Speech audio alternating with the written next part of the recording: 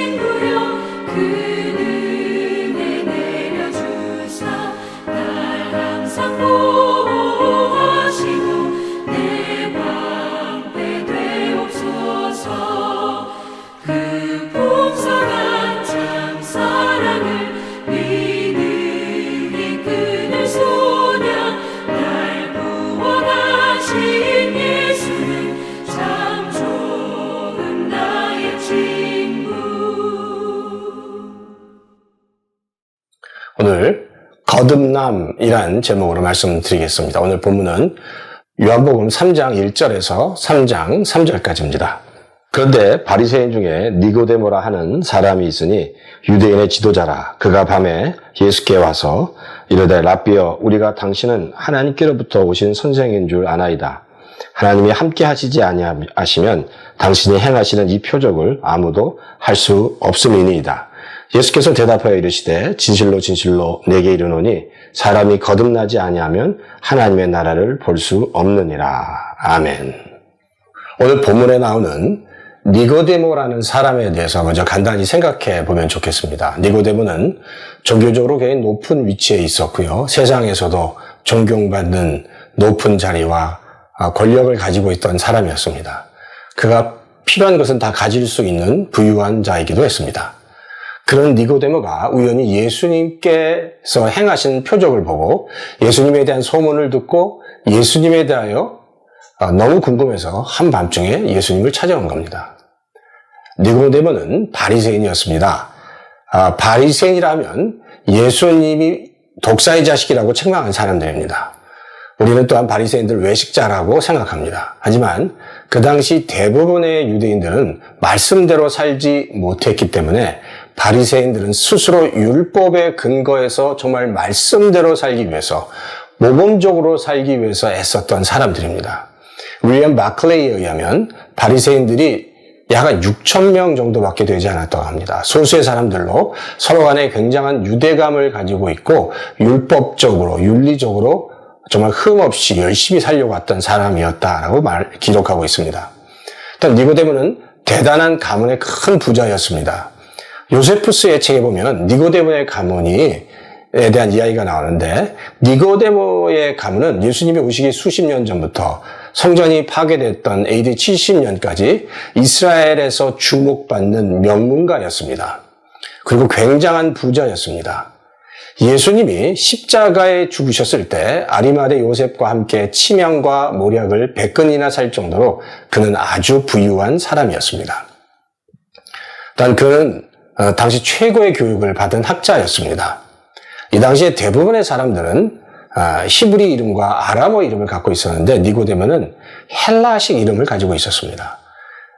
니고데모의 이름의 뜻은 백성을 정복한 자라는 헬라어로, 즉 니고데모는 그 당시 상류층만 받을 수 있는 최고의 교육과 학문, 헬라의 교육과 문화와 학문을 배운 사람이었습니다. 그러니까 최고의 헬라 교육을 받은 학자였다는 겁니다. 또한 니고데모는 정치가였습니다. 관원이었습니다. 사내들인 공의회 회원이었습니다. 지금의 국회의원 같은 그런 자리인 거죠.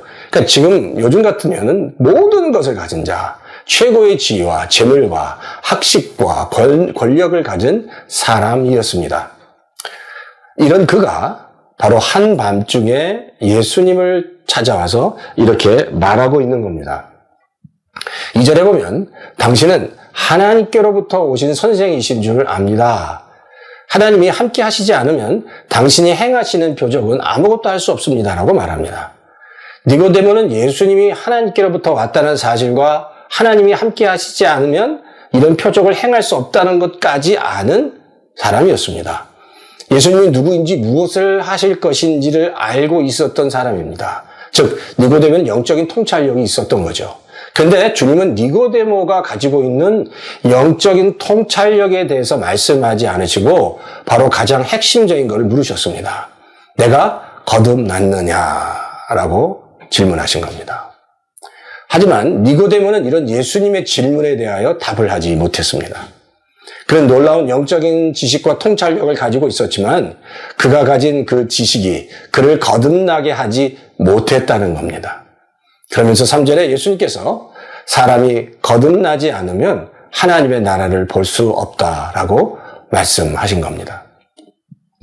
그가 주님에 대해서 많은 것을 분명히 알고 있었지만 정말 예수님이 메시아인지 하나님의 아들인지에 대한 정확하게 알지 못했고 그런 그의 지식이 그를 거듭나게 하지 못했다는 겁니다.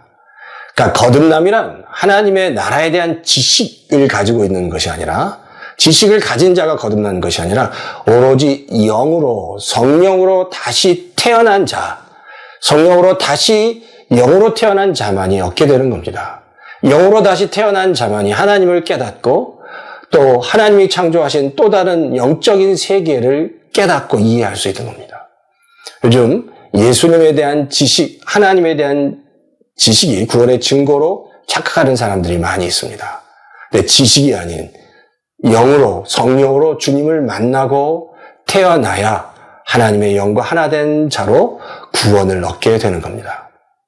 다시 거듭남이란 그러므로 애벌레가 보통 땅을 기어 다닙니다. 애벌레가 땅을 기어 다닐 때는 2차원적인 세계에서 살아가는 거죠. 그러나 그 애벌레가 허물을 벗고 하늘을 나는 나비가 되는 순간 3차원의 완전한 다른 세상을 경험하는 것과 같이 바로 거듭남이란 또 다른 영적인 세계를 경험하게 되고 깨닫게 된다는 겁니다. 과연 나는 어떤 존재인가요? 정말 진정으로 거듭난 하나님의 자녀인지 우리 자신을 다시 한번 돌아봐야 합니다. 그리고 그 거듭남으로 받는 모든 축복을 그 은혜를 누리고 있는지 우리 자신을 돌아봐야 합니다. 그 거듭난 존재는 하나님을 향한 갈망이 있고 하나님을 향한 하나님을 향한 그 마음이 있다는 것입니다. 우리는 하나님의 은혜 또 하나님께서 주신 생명의 충만함으로 이 땅에서 아무리 힘들어도 기쁨을 누리며 승리하며 살아가는 정말 하나님 기뻐하시는 자녀가 되기를 주의 이름으로 축원합니다. 중보기도 제목 말씀드리겠습니다. 첫 번째는요. 하나님의 은혜 가운데 2021년도를 잘 마무리할 수 있도록 하나님의 은혜가 오렌지 카운티 영락교회에 충만하도록 기도해 주시기 바랍니다.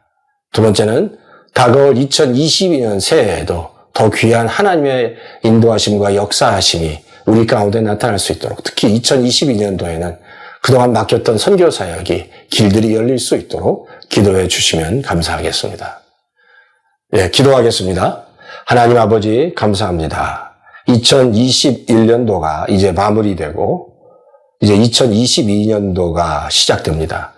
2021년도 많이 힘들고 어려웠지만 그러나 하나님께서 함께해 주셨고 하나님께서 지켜주셨고 인도해 주셨습니다.